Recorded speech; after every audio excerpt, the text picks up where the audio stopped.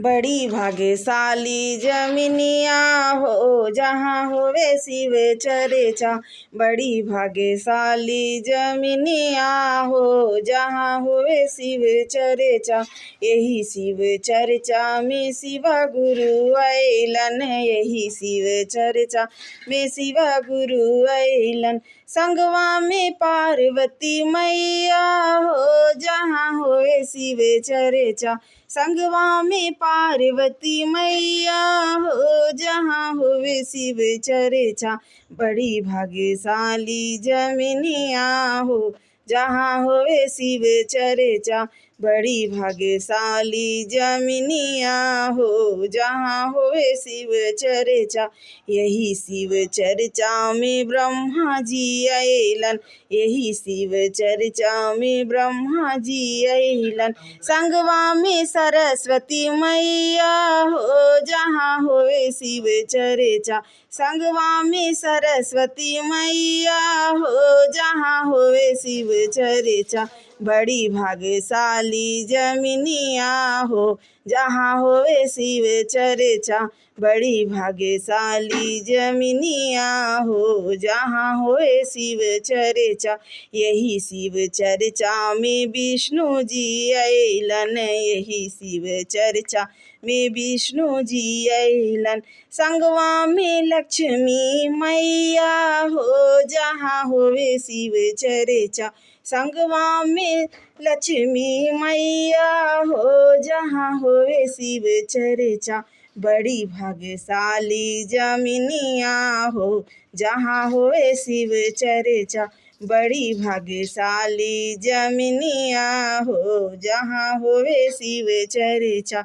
यही शिव चर्चा में रामा जी अइलन। यही शिव चर्चा में रामा जी अइलन।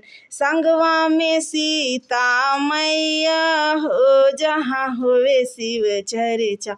संगवा में सीता मैया हो जहाँ होवे शिव चर्चा। बड़ी भाग्यशाली जमिनिया हो जहाँ होवे शिव चर्चा। बड़ी भाग्यशाली जमिनिया हो जहाँ होवे शिव चर्चा। यही शिव चर्चा में कृष्णा जी अइलन। यही शिव चर्चा में कृष्णा जी अइलन। संगवा में राधा मैया हो जहाँ होवे शिव चर्चा। संगवा में राधा मैया हो जहाँ होवे शिव चर्चा। बड़ी भाग्यशाली जमिनिया हो जहाँ होवे शिव चर्चा।